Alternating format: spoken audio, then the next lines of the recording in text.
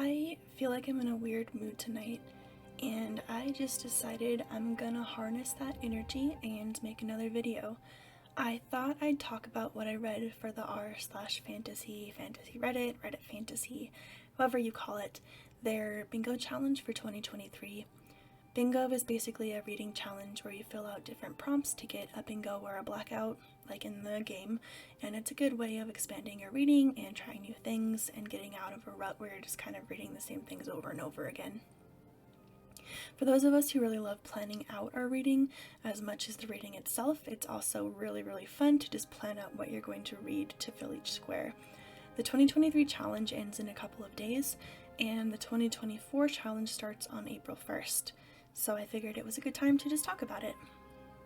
To make things just a little bit more normal, I always make a PowerPoint recapping my bingo reads and my yearly reading that I post there, and now that I'm recording audio for it, I feel like it's kind of like you're in a class lecture with probably the worst rated professor on Rate My Professor who has 0 qualifications, so that's fun. I don't really remember where I saw this the first time, but I also really like to do a quick pros and cons list with bullet points when I'm just quickly recapping a book as opposed to doing a full review.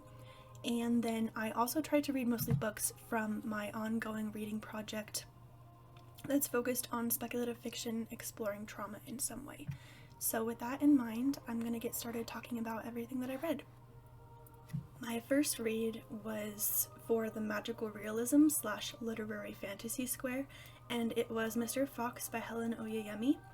There is a kind of central plot to this inspired by the fairy tale Mr. Fox, which is very similar to Bluebeard. It's about this sexist writer in the 1920s whose female character comes to life and challenges him about his writing. And then it's also interspersed with these short stories that mostly explore the same ideas of violence against women, how it's written, the fairy tale Mr. Fox, and gender roles. There are also a few others that don't quite relate to any of that. Overall, I really love the writing in this. I think the author can be really funny with her writing. She has really sly little observations that she sneaks in, and her way with words is really unique and impressive and enjoyable to read. Some of the short stories in this collection were just excellent, some of the best short stories I've read in a while, and I like how she talks about men writing violence against women throughout all of these stories. I do think that some of them don't feel quite as strong or cohesive as others, but they're still good, and the ending kind of gave me a lot to chew on. Some parts of it felt a bit ambiguous in ways that worked for me, but there were other parts of it that just didn't quite work as well. But overall, this was really interesting, and I will definitely be reading more by Helen Oyeyemi. For the published in the 2000s square, I read Fisher's Brides by Gregory Frost, which is a retelling of the fairy tale Fisher's Bird, which is very similar to Bluebeard and Mr. Fox, so there's a bit of a theme forming there. This one is set in the mid-1800s Eastern United States, which was a time when a lot of Christian evangelical / fundamentalist doomsday cults were springing up, and it follows 3 sisters who get entangled into one of these cults and have to basically find their freedom from the evil leader / preacher who marries them all. And I think that's a really interesting premise for a fairy tale retelling, and some parts of it were good, especially how Gregory Frost depicts the society that they fall into and this environment of fervor and hysteria about moral purity and the end of the world and sin and all of that. It's also clear that he is very knowledgeable about this time period because his writing includes a lot of historical details and descriptions of that nature.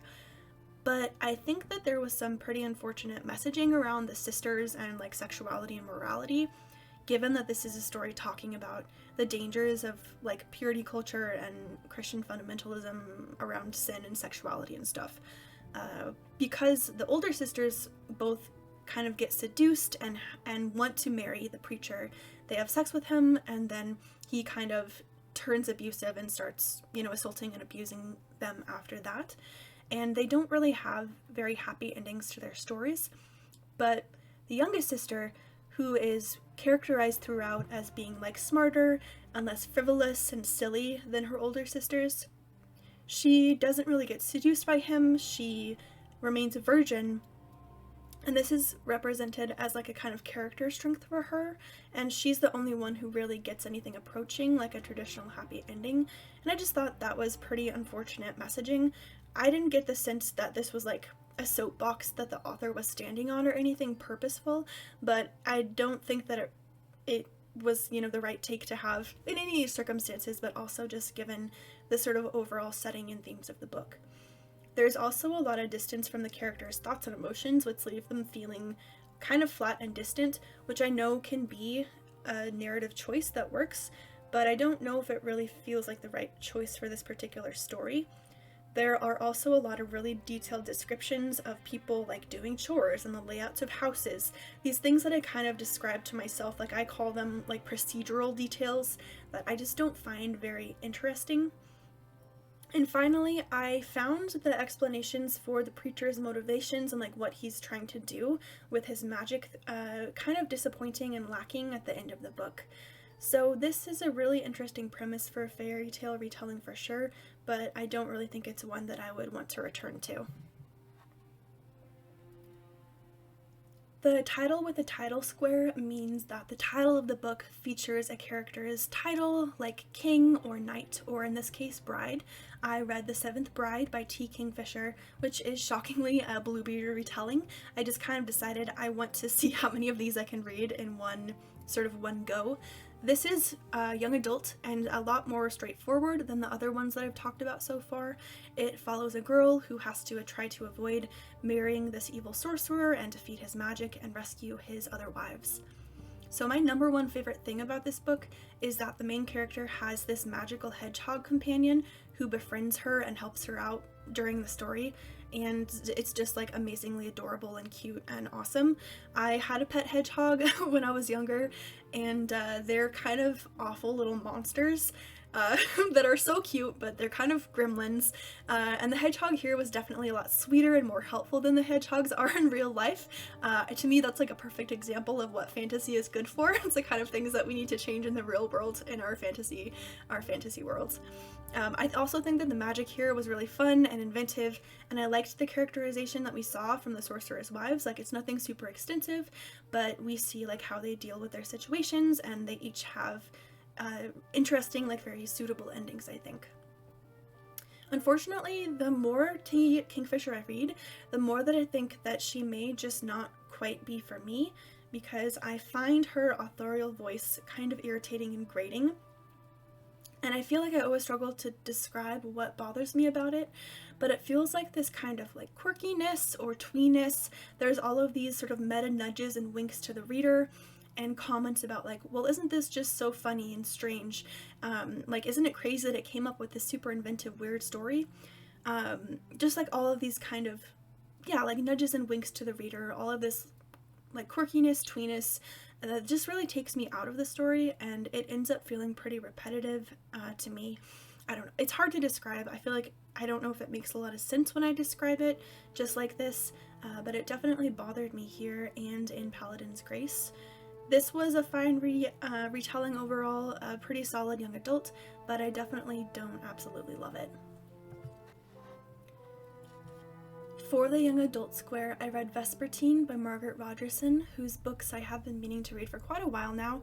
I finally have read Vespertine, and then more recently I also read Sorcery of Thorns, which I hope I can talk about here sometime soon. And I'm very glad that I read them because they're really, really fun young adult reads. I feel like this is just the kind of like escapist, fun young adult fantasy that I really enjoy. Vespertine follows a warrior nun named Artemisia who reluctantly allows herself to be possessed by this very powerful undead entity called a revenant. At first she believes that it is evil, but then they learn more about each other and gradually form a bond that is just really great and unique. They're both these very cranky, misanthropic, loner, outsider type characters, but they come to understand each other and sort of support each other in unique ways. Artemisia gradually comes out of her shell to form more relationships and friendships that I really enjoyed, and overall I feel like the writing and the plot, they're just very smooth and polished and like enjoyable. I would never say that they're like incredibly mind-blowing, but I just think if you want to sit back and have like a really solid fun read, this is great for that. I don't have any huge cons for this one. I feel like it's kind of hard to get a sense of how the magic works and like what the limits of the magic are. So we're just kind of strung along from one discovery to another without really knowing what's possible or likely beforehand. And then this is really, really minor and just kind of a note on my part, but there's this character named Leander who ends up allying with Artemisia, and it's just really funny because every time he's mentioned, it's like Leander's taut body, Leander's gaunt cheekbones, Leander's long, elegant fingers, his narrow frame, his intense dark gaze. It's just a bit much because I feel like it happens every time he's mentioned. We have these descriptions, and it's like, we get it. We get how you feel about Leander. But it's just very minor, of course, and I just thought it was a little bit funny more than anything else. I just wanted to mention it here.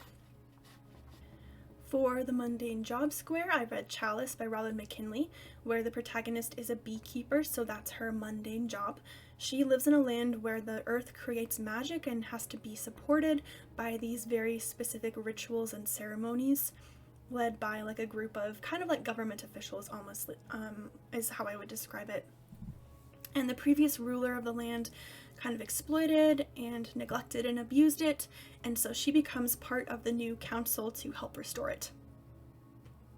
I kind of feel a bit silly with this as my first pro bullet point, but I really do feel like there could not be a single more perfect recommendation for someone who's looking for a cottagecore fantasy book. It is just full of these really beautiful nature scenes and descriptions of this forest and this little cottage that she lives in, and her domestic life and her chores, and just all these really charming, cozy details. I really like Robin McKinley's writing. I think if T. Kingfisher's quirkiness doesn't really work for me, Robin McKinley's does. She kind of rambles and she gets a bit stream of consciousness sometimes, and she has all of these random details. I find it quite endearing, and I also think that the way that the magic works is really cool, and I just like that this is a very quiet, gentle story with kind of experimental writing. There's a lot of summarization by the narration as opposed to traditional scenes with things actually happening in them. I did like that it's different, but I kind of also put it as a con because sometimes it wore on me a bit, and I was hoping that there would be more scenes, where things are actually happening. So yeah, both a pro and a con, kind of. The characters also feel a bit vague and distant, especially compared to some of the other books I've read by this author because of that narrative distance, and there's also a lot of info dumping about her role as the Chalice and all of the magic and all of the rules for the magic and how it works. But yeah, this is a very sweet, gentle read, perfect for those cottagecore fans, and it's pretty much always a treat to read something by Robin McKinley, so I was really happy to do that. The features at Druid Square, I read Son of the Shadows by Juliette Marillier. This is the second book in her Seven Waters series, which is about a family dealing with a curse on their lands in ancient Ireland. This book is about Aiden, the daughter of the first book's main couple, and among other things, it's about her relationship with this broody, tortured, secretive mercenary named Bran. I love Juliette Marillier's romances so much. I really can't overstate it. I just love them, and this book is not an exception to that. I think she writes couples that are very different, that have different relationships, but she always includes just so much emotion and like yearning and tenderness and vulnerability, and it never feels like sappy or cheesy or overwrought to me.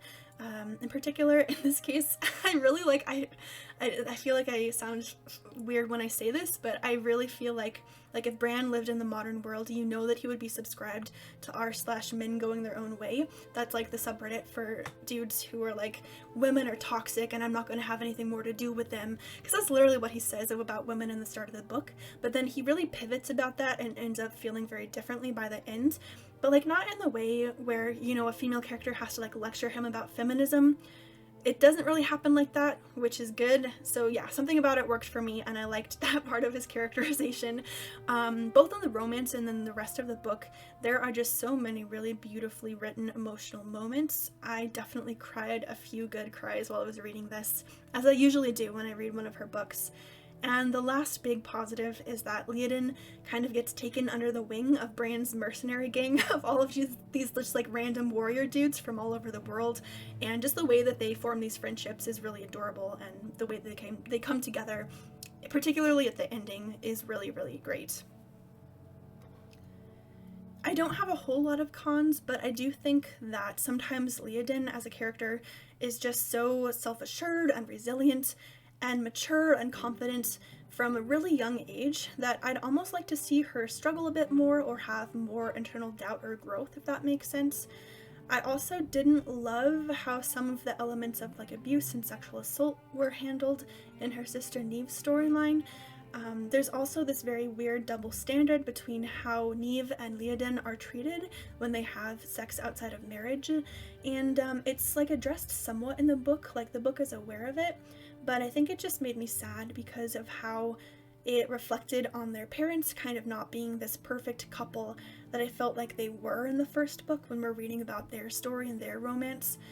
But you know, in another sense, I feel like it is a strength to show like this family is imperfect. It doesn't have these perfect dynamics and decisions all the time. And kind of to follow up on my little Leander rant from Vespertine, I also noticed how in this book and then in the first book, her mom Sorsha are just always being described as they are just so tiny and so delicate and fragile, and they never eat and they're almost childlike, and it's just a bit, I don't know, it's a bit overdone, it's a bit icky, and I'm glad that isn't so much of something that I've seen in other Juliette Marillier books. But yeah, I love her books, and this was probably my favorite bingo read overall, and I'm really glad that I have a fair share of her books left to read. For the self-published square, I read Idle's Fall by Mike Shell, which is the third book in his Iconoclast trilogy. It's a self-published epic fantasy series. It's about a league of dungeon crawler adventurers who explore the ruins of this ancient evil civilization, and they have to deal with all of these malevolent gods and powers that are awakening in the ruins. For prose, I think that Mike Shell writes adventuring in a really fun way. I love every book's dungeon and the dungeon crawls. They're so fun. He actually writes campaigns for Pathfinder, and you can really tell that he's good at that. He's actually able to translate that same feeling of like an RPG video game or an RPG session, like tabletop session, into his fiction in a way that works for me. He also writes like horror and body horror and all of these really disgusting, awful creatures really well. The books can get quite creepy at times, and he can create a really strong atmosphere of like doom and dread. There's a section where the adventurers travel back in time to the time of the ancient evil civilization. That's really interesting. And I also think the series ends in a satisfying way in how it deals with all of these evil rising gods, and they're actually kind of being hope for the future in this world that has just been really dark and horrible the whole time. For cons, the protagonist of the third book is actually the daughter of the protagonist of the first two books, and I definitely don't like her as much as a protagonist. Here in particular, she comes across as really brash and impetuous and like violence prone. She just makes a lot of really random decisions that don't make a lot of sense, so she was kind of frustrating to read about. Also, Mike Shell was definitely working to like expand the scope of the series here to include some political intrigue, some political machinations, and things like that.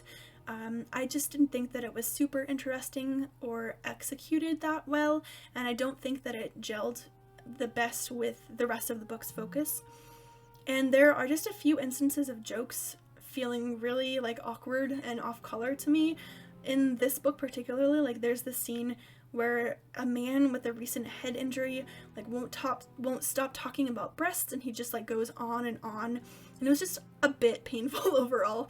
But yeah, this is a really fun adventure trilogy, really enjoyable epic fantasy. I don't think that it goes like a whole lot deeper than that overall, but it's definitely just a really fun, solid adventure read.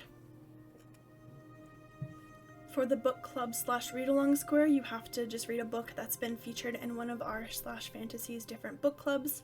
I chose Saint Death's Daughter by C.S.E. Cooney, which is about a girl who comes from a family of necromancers and assassins who are all very dysfunctional and awful. She basically has to find her own way in the world and learn how to use her necromancy while dealing with all of these messes that her family has created. One of the best things about this to me is just how much fun the writing is. I feel like it's very like lush and lavish and exuberant almost. Like you can feel how much fun the author had coming up with some of the prose. Very enjoyable. I also love the sort of very grim, macabre sense of humor that it has. There are all of these footnotes about the horrible ways that her family members have died and tried to like assassinate and sabotage each other and things like that. And also, the main character ends up out there in the world with a man who her sister basically kidnapped and forced to be her husband, and then the daughter that her sister and this man had. The sister is out of the picture for spoilery reasons, and then the protagonist, Lainey, forms this kind of really tight-knit, unconventional family with this man and his daughter, and I just really liked all three of them as individual characters as well as their relationships. Unfortunately, I wasn't super invested in Lainey's romance with another character in the series named Canon Lear. They just kind of felt a bit extraneous to me, and the romance never quite clicked. And then this sort of big lesson, like character arc that Lainey learns about necromancy, not inherently being bad, just doesn't quite feel like it fits with what I saw as her biggest struggles as a character. Or at least there were some aspects of her struggles that I hoped would be explored, and they weren't really. I feel like I'm trying to describe that as best I can. Hope it makes sense. But this was very fun, super unique, and I think like vivid is a really good word for this one. So I recommend checking it out if any of that sounds interesting to you. For the 5 short stories square, I read the collection Her Body and Other Parties by Carmen Maria Machado. This is like a feminist lit fic connection that explores topics like sexuality, bodily autonomy, relationships, and violence through stories that often have a speculative element to them as well. This is a really famous, beloved collection at this point, and there's no doubt in my mind that Machado is very talented as a writer. Some of the stories here are really strong, and some of her writing is just really great. I do feel like there were some stories that didn't quite live up to their premises, though. I sort of wish that they had been explored a little bit differently, partially because there is just a lot of sex in this book, and I'm not someone who automatically has a problem with that, but I just didn't necessarily find it the most interesting exploration of sexuality in some of the stories. I guess there were also some times where it felt like it was a very, very well done writing experiment or a very well done writing exercise, but I wasn't necessarily as interested in how she was exploring the contents of the story, or it left me a bit wanting in some way. I'd previously read Machado's memoir In the Dream House, which is about her experiences with intimate partner violence in a queer relationship. I think it's a really excellent memoir that I thought I'd just give a plug while I'm here talking about this author. For Myths and Retellings, I read Little Thieves by Margaret Owen. This is a young adult retelling of the fairy tale The Goose Girl. It follows Vanya, the servant in the fairy tale who swaps places with her rich mistress, and she's now basically scamming and stealing from all of the nobles and rich people that she's in with. She gets cursed and has to find a way to break the curse. I really enjoy Vanya as a character. She definitely gives extremely chaos gremlin girl vibes and is really funny and interesting to read about. The book's dedication, it says something like, to all the girls he'll grab a brick when the world starts closing doors on them, and that's just kind of the energy that she brings to the table the whole time. It's really great. She also has some really strong characterization, about why she turned to being selfish and scamming people and not really trusting anyone, shutting everyone out, and how that starts to change, and then how she starts to struggle with that change that's happening. There are a lot of scams and heists and spying going on in this book, which is why I think it gets recommended for fans of Six of Crows pretty often. And I'd say that's pretty accurate. It's a good recommendation if you like Six of Crows, or at least that part of Six of Crows. All of that is a lot of fun. I also think that this retelling does cool things with the Goose Girl fairy tale, because it fleshes out the relationship between the servant and the princess characters and uses it to talk about things like class and privilege and how they both have kind of harmed each other, but they can still find ways to support each other moving forward. I didn't love the romance Vanya has with this nerdy detective guy that she ends up teaming up with. There's nothing exactly wrong with it, and I really like that he's very different from all of these smirking, swaggering asshole love interests that we see so often, and it just gets boring, but it still just didn't really interest me all that much. There's also a side romance between two other characters that I really enjoyed otherwise, that I just thought was a bit fast and a bit random and didn't really work that well. But otherwise, this was really, really fun, and I'm looking forward to reading the next book, and I think there's a third one that's supposed to be coming out at some point soon. For the superhero square, I read the Refrigerat Monologues by Catherine Valenti. This is a collection of monologues from different women in a world with superheroes. They have all been fridged, and the term fridging is a term for the trope where women in stories, especially comic books or superhero stories, get killed off or hurt in these really exploitative and like lazy sexist ways to give male characters motivation. So all of these female characters have been fridged in different ways, and now they're all hanging out in hell with each other. I really like how Valenti goes about critiquing these sexist tropes that we see, like not just in comic books, but really they've spread to so many other places, and her writing is so fantastic.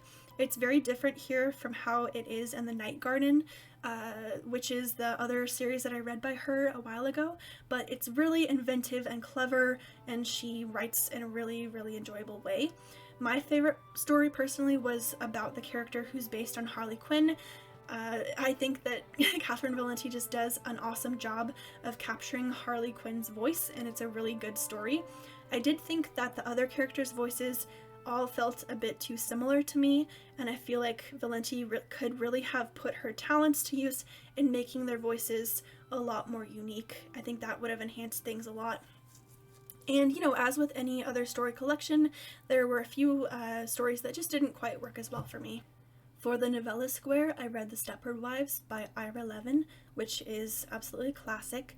It's about a family that moves to the town of Stepford, where the female protagonist starts to notice that something is very, very wrong with the women of the town. She has to figure out what's going on and try to save herself, basically. I don't really know if the big twist is a spoiler at this point because this is such a cultural staple, but at this point, if you don't know and you don't want to know, just go ahead and mute or skip to the next slide until I'm done talking about it.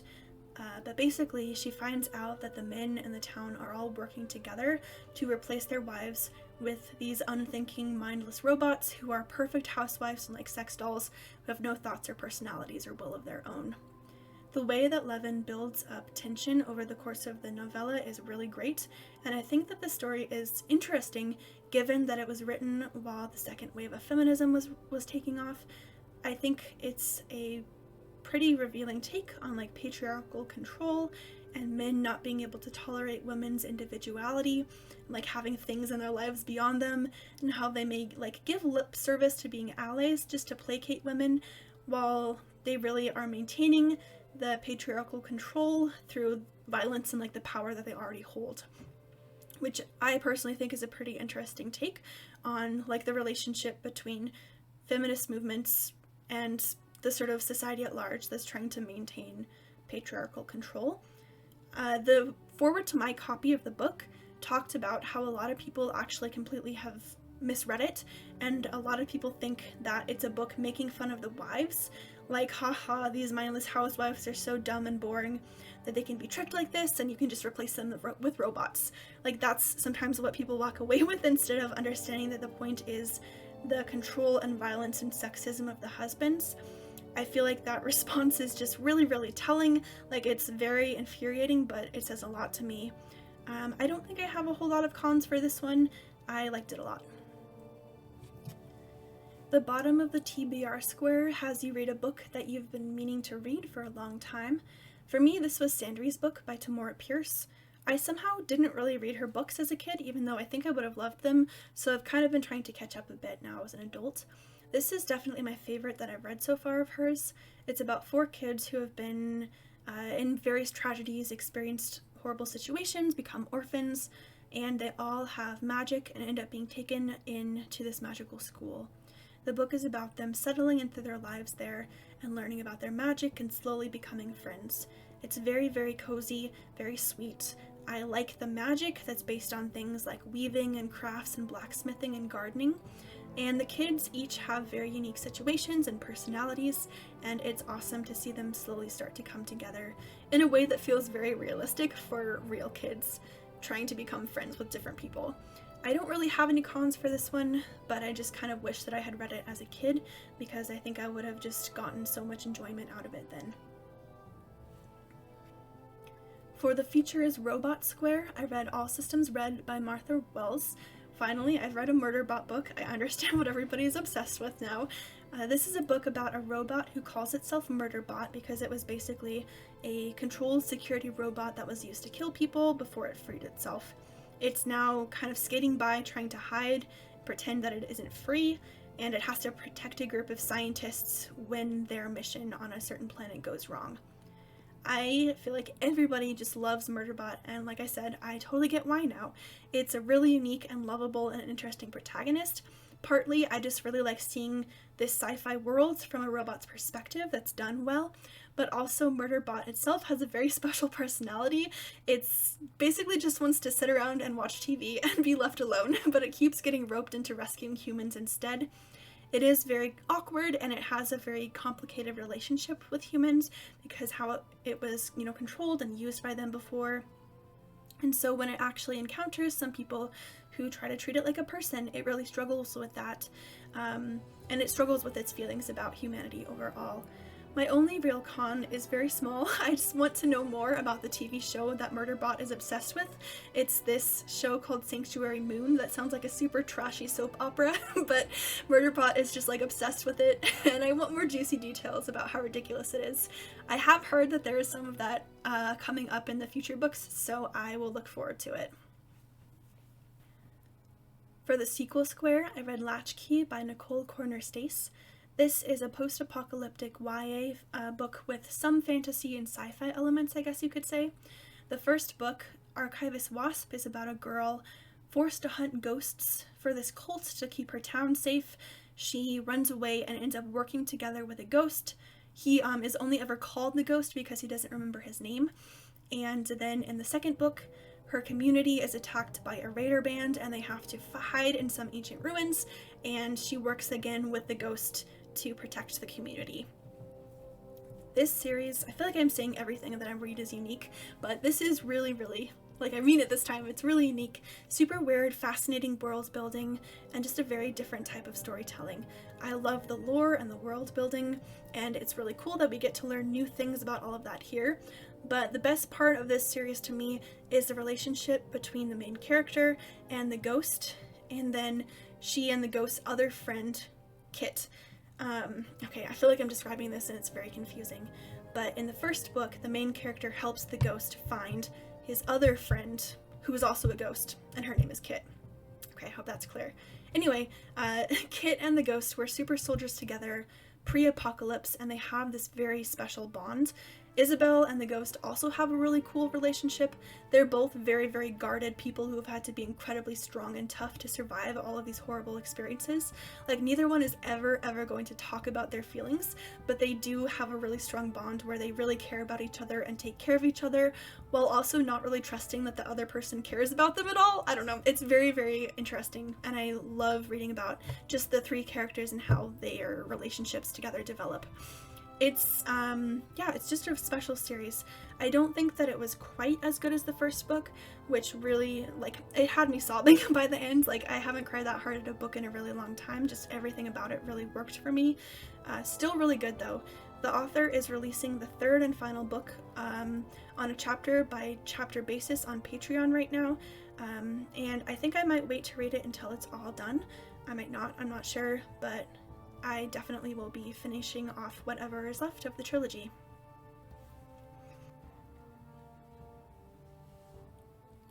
The queer norm square refers to a book where queer identity is presented as a societal norm instead of the reality where it's considered something like different or other.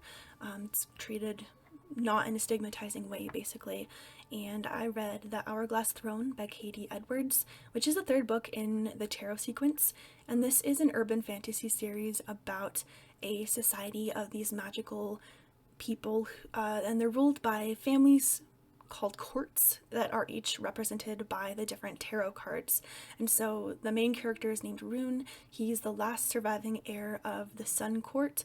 His family was massacred, and he has to basically reclaim his place among all of these other ruling families while dealing with these other magical plots and evil schemes that are happening at the same time. I actually really disliked the first book in this series and I almost dropped it, but I am glad that I didn't because I've really enjoyed books 2 and 3. This was a great conclusion to the first trilogy. There's going to be kind of multiple sub-series in the overall tarot sequence. In particular, I really enjoy how Rune accumulates this like massive found family in the new court that he establishes, and they're all kind of these misfits and oddballs who don't quite have a place. He actually calls his court the Misfit Throne. There are a lot of characters in this series, but I think that Edwards manages to balance and include all of their sort of subplots really well. And there's also some good stuff in this book focusing on Rune talking about the loss of his family and the sexual assault that he experienced at the time that his family was killed. This has always been something that's been present in the books to a certain extent, but just the way that it's addressed with the core relationships of this series, the relationships between Rune and his partner Adam, and his, like, I guess you would describe him like a magically bonded bodyguard. The way that those relationships are used to help explore the trauma in this book is just really, really well done. And also, each book has some kind of really cool giant like magical set piece. In the first book, there's this giant magical skyscraper that they have to traverse, and then in the second book, there's this haunted ship caught in a time loop, and there's another really cool set piece here. For my cons, I'll say that some of the world building feels a little bit random. It's kind of like an everything but the kitchen sink style of world building. And like, for example, Edwards includes COVID in his world, you know, which is fine. I think that's an interesting thing to do. But there's all this weird stuff about how they cured COVID with magic, but they couldn't share it with the world, and it just never quite made sense to me. And then there'll be all these random mentions, like throwaway mentions of, oh yeah, the elves made this, the dwarves made this, and I'd be like, wait, you haven't mentioned anything about elves or dwarves before. What are they doing here? Does this world have like all different kinds of magical species? I thought it was just humans. So a lot of things that could just kind of get dropped randomly and never mentioned again. One of the things that I really struggled with in the first book was how women were written. I had a lot of problems with that, but this has gotten a lot better overall as the series has progressed. It's actually something that Katie Edwards spoke specifically about wanting to address and improve upon in the later books, which I think is fantastic. There's still just this one character named Queenie who is literally just Rune's housekeeper, and all she does is she cleans, she cooks, she takes care of like chores and responsibilities and takes care of children. I feel like she hasn't had more than like a handful of lines in the books, and I'm just kind of like, what is she doing here? I'm really hoping that there's going to be some kind of wild reveal about her in the future books and what she's actually doing, but for now she's just like this voiceless woman servant hovering around doing chores in the background, and it's kind of weird. For the Angels and Demons Square, I read Where Oblivion Lives by T. Frohawk. This is a part of the Lost Nephilim series. It's a historical fantasy series about a group of Nephilim living in 1930s Spain. The main character and his husband are part of a faction of Nephilim that are trying to protect themselves and keep other Nephilim from doing evil things and trying to kind of maintain the balance. This is just a solid historical fantasy. There's a lot of detail in it, especially around classical music, because the Nephilim use music for their powers. And parts of the setting are really interesting. There's some stuff about like the rise of Nazi occultism, some exploration of homophobia at the time. Unfortunately, all of the Nephilim get reincarnated over and over again, and they have these slightly different names each time, and it just gets very confusing to try to keep track of their names and their relationships to each other in different generations and lifetimes. I ended up making a chart to keep track of them all, just so you know how seriously I'm taking this. I guess for some reason I just don't have super strong feelings about this series. It's just solid, it's well done, and I do want to keep reading, but nothing about it really blows me away, I guess. For the Middle Eastern Fantasy Square, I read The Stardust Thief by Chelsea Abdullah. This one doesn't really fit the trauma theme, but I got an arc of it that I didn't just want to sit around, and it sounded like a lot of fun. And it was. It's a 1001 Nights retelling about a thief named Luli who has to go on an expedition across the desert to receive a Jinn artifact. It's very action-packed and full of adventure. It's quite a fast read. I really like the mentor-mentee / adopted father-daughter relationship between Luli and a Jinn character named Kadir. However, some of the things that bothered me, the same things just kind of kept happening over and over again in the plot. Like, oh, Kadir lies to Lily about something and she finds out and gets mad. Someone gets trapped in a ruin. Specifically, there are multiple characters who just get grievously injured and then miraculously healed multiple times, which really took away from the stakes. And this isn't a book that I think, made like a massive impact on me, and I don't know if I will read the sequel, but it's just a very solid adventure for sure. For the coastal setting or island square, I read A Study in Drowning by Ava Reid, which is about a girl named Effie who lives in a country based on Wales.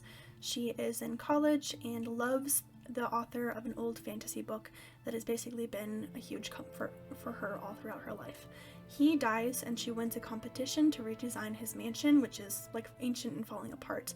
But things are really weird when she gets there, and she ends up teaming up with another student named Preston to figure out who really wrote his books, the author's books, and what is going on at this house now. I actually think that I might try to do a full video about all of Ava Reid's books once Lady Macbeth comes out, because I just have a lot of opinions about them. They always sound like they're going to be perfect for me, like these gothic stories and fairy tale retellings that are about feminism and mental health and trauma, but then they just always end up disappointing me and not being that enjoyable of a reading experience for me. In this case, I will always be a sap for, what I kind of call like girl power trauma healing stories. You will always have a little bit of my heart when you decide to write a book like that, and I will always enjoy it to some extent. This is also a very atmospheric book. There are lots of details that make the setting very vivid. This like gothic, atmospheric, crumbling manor type thing, and I really liked that.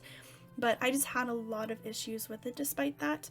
One of my Ava Reid opinions is that they are not very good at writing romances, but seem to feature them somewhat prominently in books that would be better off without them, or at least would be better off with romances that were very different from the romances that are there. In this case, it's advertised and pitched as a quote-unquote like dark academia rivals to lovers romance with Effie and Preston, but, Preston's the name of the other student. I think I said that.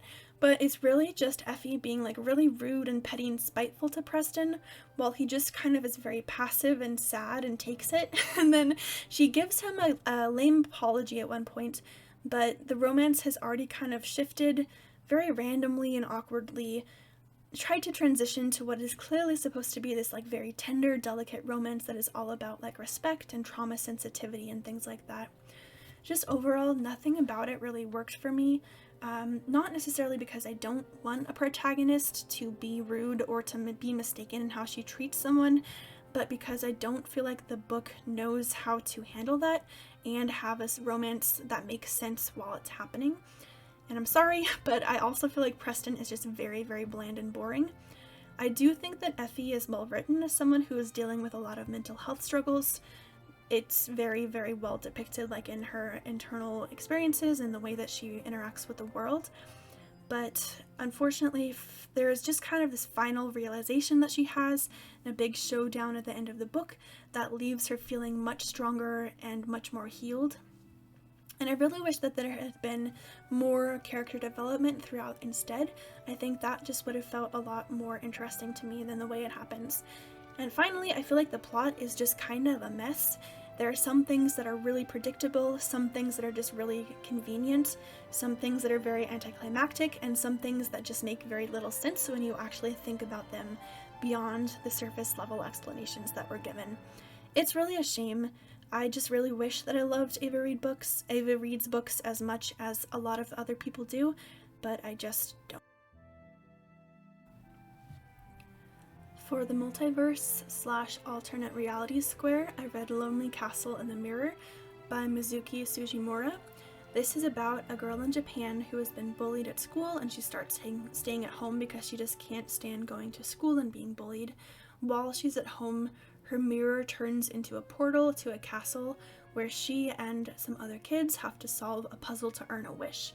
And while they're exploring the castle and hanging out there, they start to become friends and learn about each other. They realize that they're actually all struggling to go to school, and they become friends and learn how to support each other. This book is lovely. It's all about the power of empathy and kindness and just how meaningful and transformative it can be to reach out to other people and realize that you're not alone and you can band together and support each other. There are also some plot twists towards the end of the book that make it very, very emotionally impactful and bittersweet. They are definitely plot twists that tug at the heartstrings and make the book way stronger. I do think that if you think about them too hard, there are some things about them that don't quite hold up to scrutiny, but for me, the emotional beats just work so well that I'm okay with that. And one of the kids' plot lines doesn't ever really get resolved. Like, we learn some parts about what happens to her in the end, but this one thing is just never really mentioned again in a way that doesn't really make sense, like, to me, given everything else that the book is exploring. But yeah, this is a very sweet, wholesome read, and I definitely recommend it, especially for anyone who's looking for something about, you know, being less lonely, dealing with bullying. For the mythical creatures square, I read Song of the Beast by Carol Berg.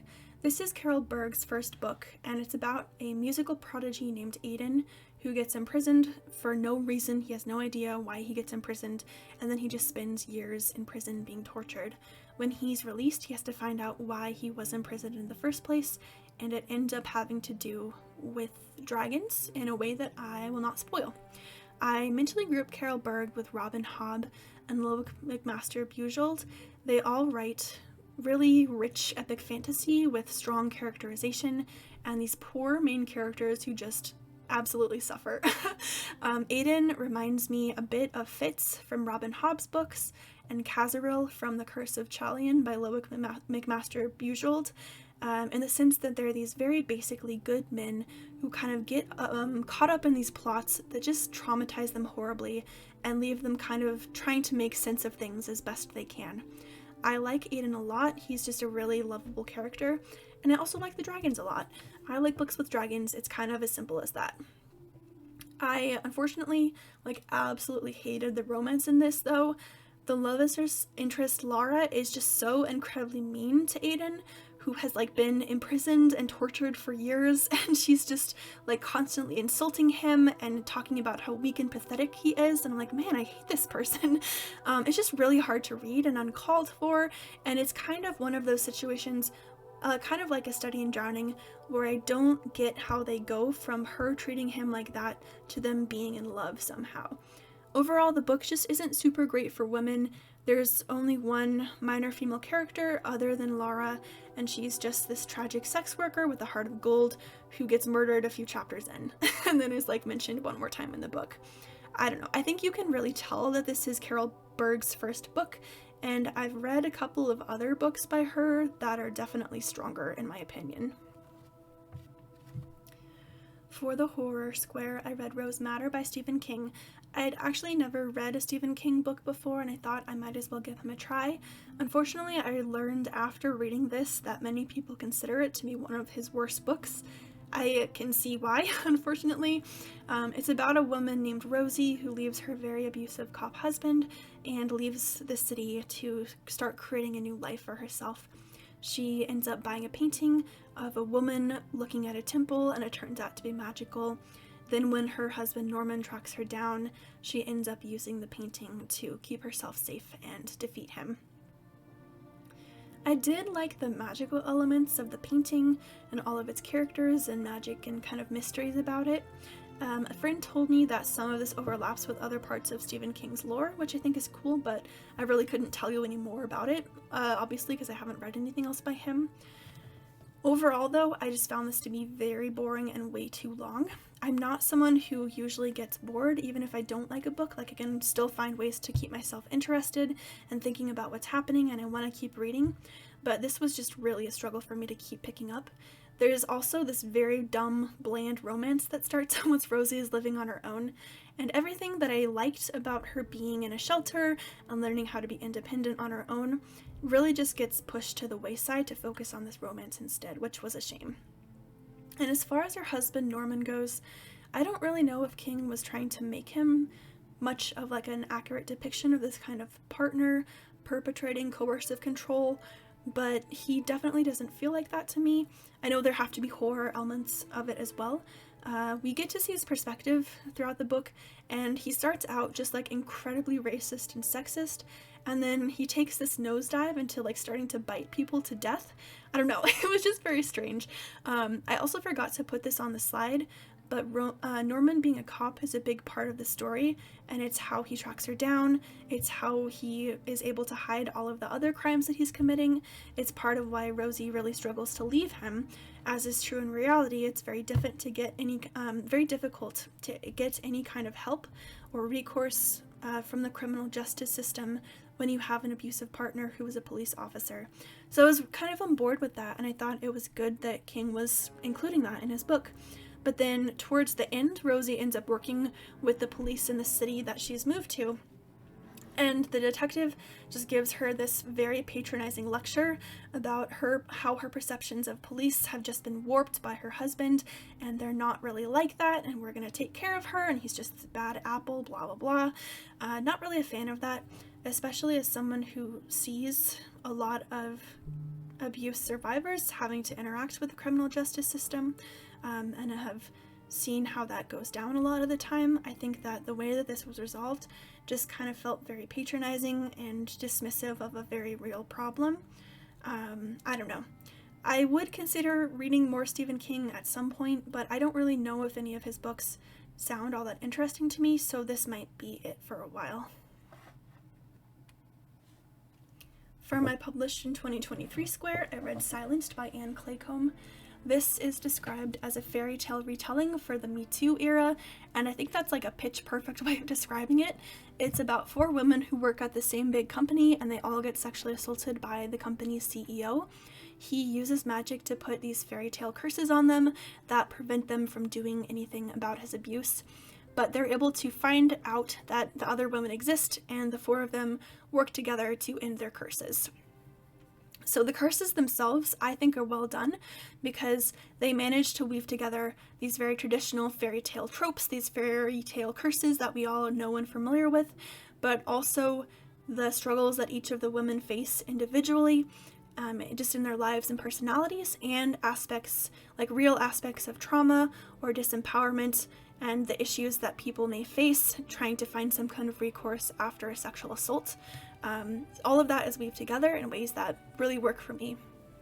And then also the ways that they find to break their curses are all kind of uniquely empowering, both for their individual situations and the specific ways that sexual assault may disempower people. So I thought that was all really well thought out.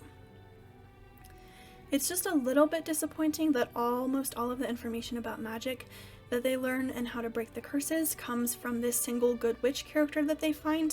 It just feels a little too convenient. And I also feel that some of the 4 characters and curses, their arcs were like a little bit stronger than others. And then I did feel that some of the talk specifically about fairy tales and sexism, those 2 specific things together, was a bit heavy-handed. There are like these little snippets from a fictional Discord server between each chapter where users are talking about sexist fairy tale tropes, and they were just very heavy-handed to me. Like there was one that wrote about the Women's March after Trump was elected in the form of a fairy tale, and I don't know if I can exactly describe it, but it just felt a little bit too transparent, a little bit too forward for me in a way that the rest of the book wasn't as much.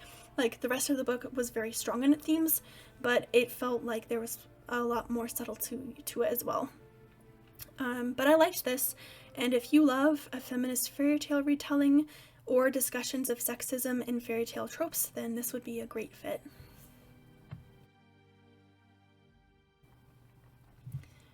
And then finally, for the Elemental Magic Square, I read Fire Logic by Laurie J. Marks.